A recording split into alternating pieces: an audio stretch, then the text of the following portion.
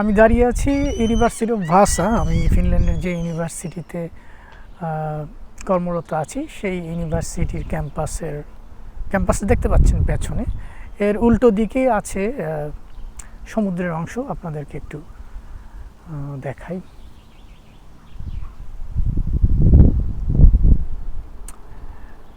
দেখতে পাচ্ছেন এখানে সমুদ্র, যদিও ঢেউ নেই সমুদ্রের, সেই দূরের অংশ এখানে।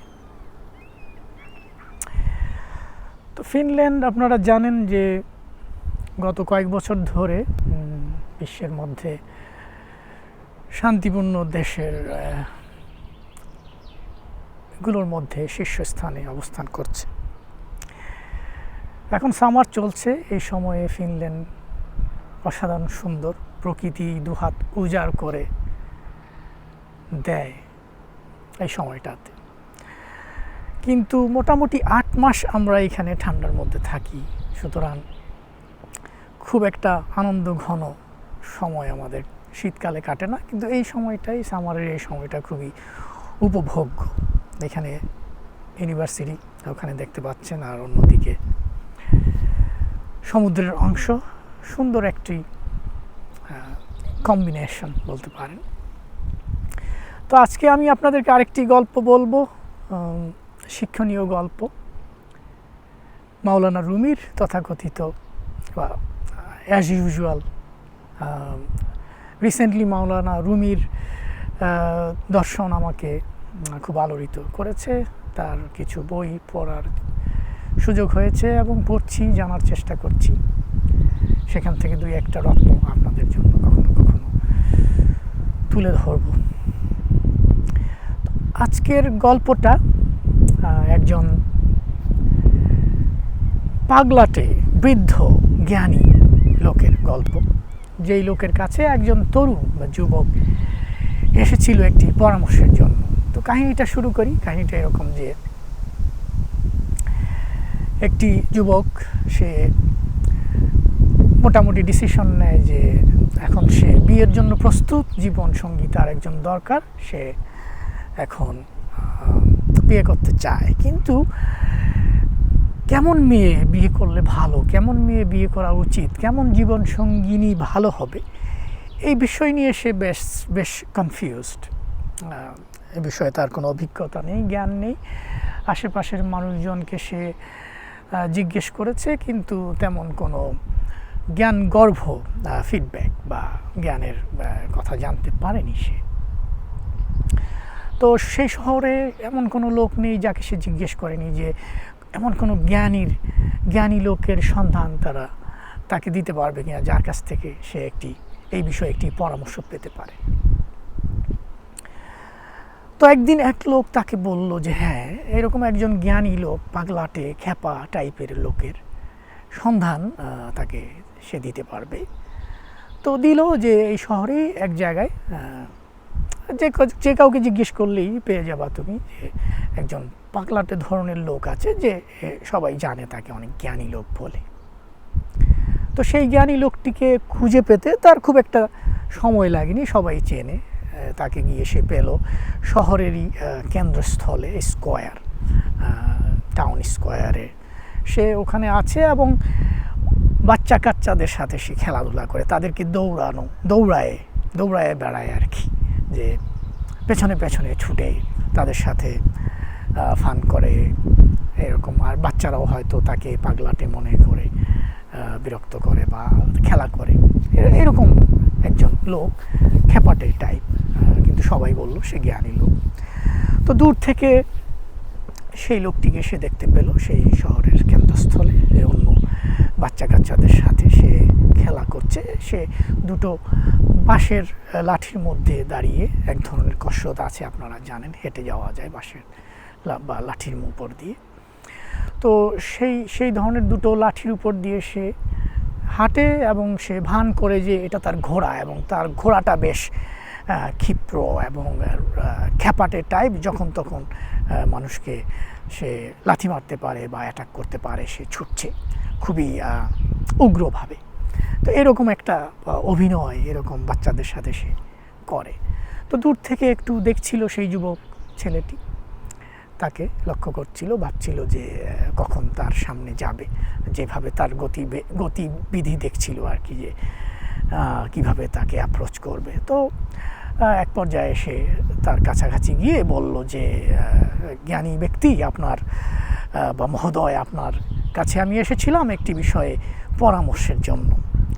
তো এই কথা শুনে সেই খেপাটে লোকটি খুব বিরক্ত সহকারে তার দিকে তাকাল, খুবই বিরক্তি সহকারে বলল, আমি এখন ব্যস্ত, দেখতে পাচ্ছ না ঘোড়া নিয়ে দৌড়াচ্ছি, যাই হোক তুমি তোমার প্রশ্ন করো, তোমার কি জানার তুমি বলো।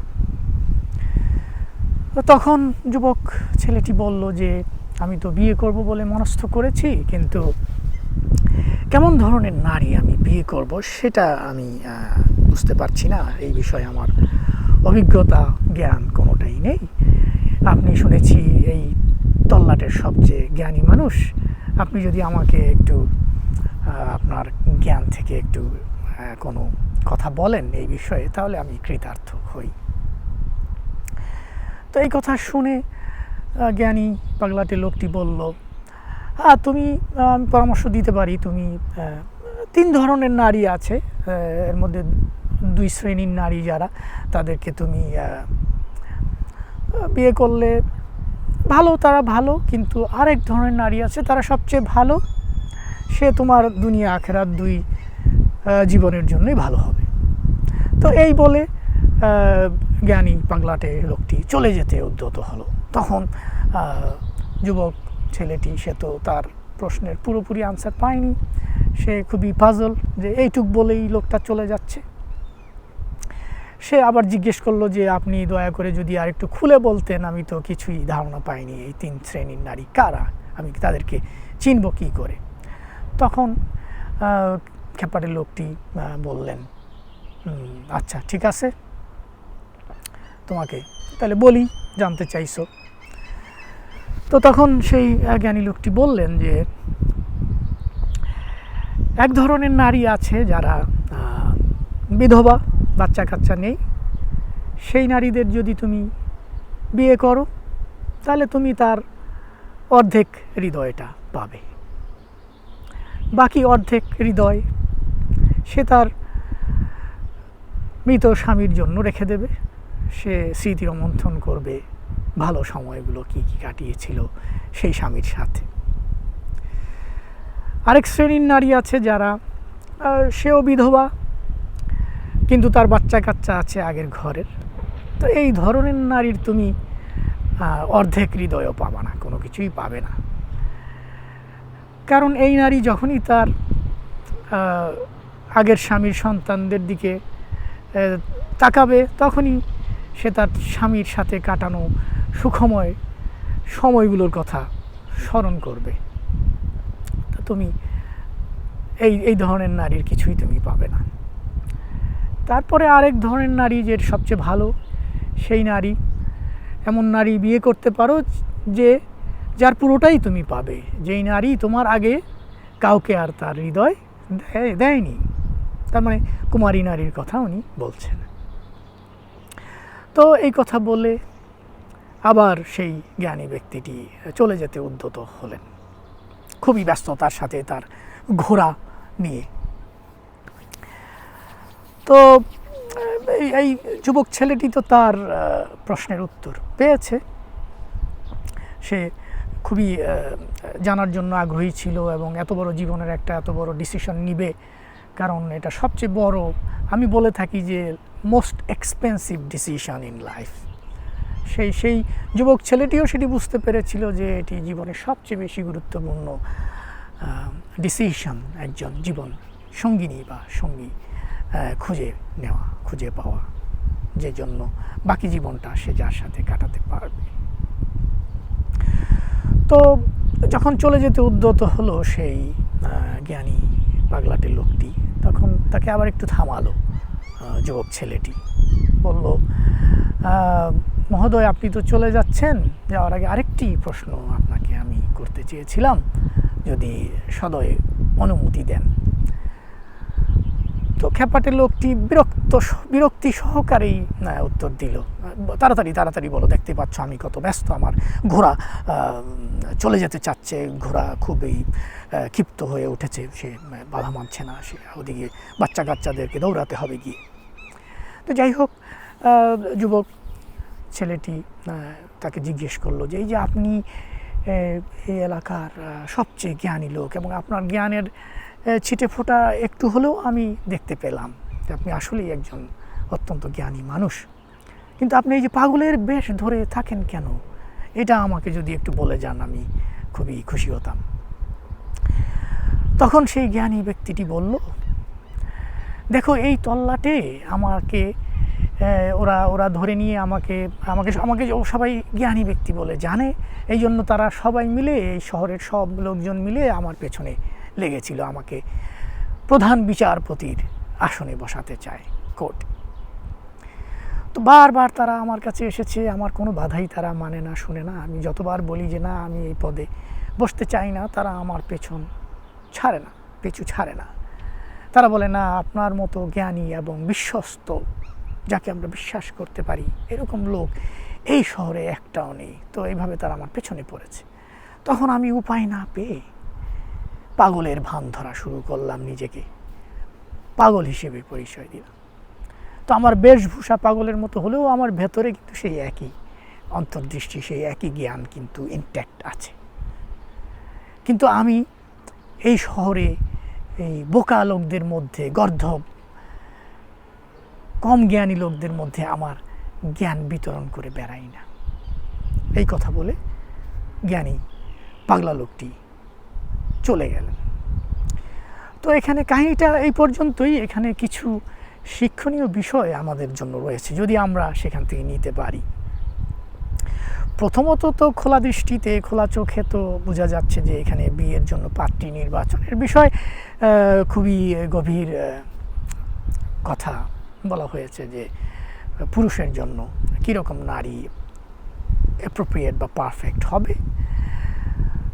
আবার অন্যভাবে দেখলে যদি কেউ মনে করেন যে এখানে নারীকে, বিধবা নারীদেরকে ছোট করা হয়েছে, আমি বলবো on the other side of this তাকাইতে আর কি, না, এইটার মুদ্রার অপর পিঠে কী আছে সেটাও দেখতে। যে কথাটা এখানে বলেছেন মাওলানা রুমি এই গল্পের মধ্য দিয়ে, যে বিধবা নারীদের বিষয়ে যে এই কথাটা, এটা তো আসলে সত্যি। মানুষের মন, মানুষের হৃদয়, সে তো পূর্বের স্মৃতি রোমন্থন করবে, ভালো স্মৃতি। তার আগের স্বামী যদি, বিধবা নারীর আগের স্বামী যদি ভালো হয়ে থাকেন এবং তার সাথে যদি ভালো স্মৃতি থেকে থাকে, সেই ঘরে সন্তান থেকে থাকে, হৃদয় তো ভাগ হয়েই যাবে।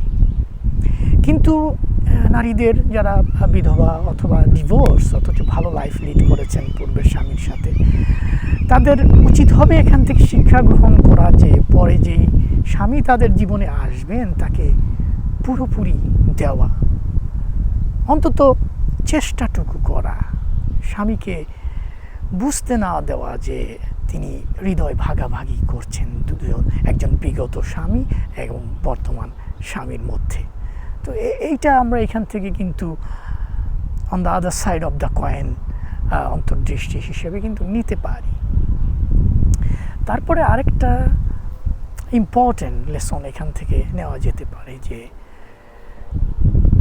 জ্ঞান সব জায়গায় বিতরণ করতে নেই। মূর্খদের মাঝখানে জ্ঞান বিতরণ করে লাভ হয় না, কারণ সেই জ্ঞান নেওয়ার মতো ক্যাপাসিটি বা রিসিভার মূর্খদের থাকে না। তো আমি যেই চ্যানেল শুরু করেছি, আমার কখনো ধারণা ছিল না, কখনো চিন্তা করিনি যে আমি নিজেও কন্টেন্ট ক্রিয়েট করব। আমি বই লিখেছি দুটো, আরও লিখছি, আরও আসবে সামনে। কোরআন নিয়ে গবেষণা, কোরআনে নারী, এই বিষয়গুলো আমাকে আলোড়িত করেছে। কিন্তু আমি ভাবিনি কখনো যে আমি বই লিখব। আচ্ছা, বই লিখলাম, সেই কাজ চালিয়ে যাচ্ছি, কিন্তু কন্টেন্ট ক্রিয়েট করব সেইটা ভাবিনি। কারণ দেখলাম যে মানুষের কাছে পৌঁছাতে গেলে এইটার ছাড়া, এই মাল্টিমিডিয়া বলেন যে এটা ভিডিও ছাড়া পৌঁছানো যায় না। আমার যে খুব বেশি মানুষের কাছে পৌঁছানোর খায়েশ, সেটাও নেই। যারা এই এটা রিসিভ করতে পারবে। আমার যে অন্তর্দৃষ্টি, আমি যে অন্তর্দৃষ্টি লাভ করেছি পড়াশোনা করে, গবেষণার মধ্য দিয়ে যে আমার নিজের মধ্যে যে আলোড়ন হয়েছে, সেই কথাগুলো আমি বলতে চেয়েছি, বলতে চাইবো সামনে। সো যারা এটাকে নিতে পারবেন তারাই এই চ্যানেল ফলো করবেন, এবং সবার জন্য সব কিছু না। তো এটাই আমার কথা থাকবে আপনাদের জন্য। এখন থেকে চেষ্টা করব মোটামুটি নিয়মিত ভিডিও বানাতে, কন্টেন্ট ক্রিয়েট করতে। মাঝখানে কিছুদিন অফ ছিলাম, কাজ আছে, গবেষণার কাজ, অধ্যাপনার কাজ, সব মিলিয়ে ব্যস্ততার কারণে হয়ে ওঠে না। আরেকটা বিষয় ছিল, সাউন্ড প্রবলেম হচ্ছিল, যথেষ্ট সাউন্ড পাচ্ছিলাম না মোবাইল থেকে রেকর্ড করে বা কম্পিউটার থেকে। পরবর্তীতে এখন মাইক, একটা এক্সটার্নাল মাইক কিনেছি, এখন আশা করছি সেই সমস্যা থেকে বের হয়ে আসতে পেরেছি। আপনাদের সবাইকে ধন্যবাদ, আবারও দেখা হবে, সবাই ভালো থাকবেন, আল্লাহ হাফেজ।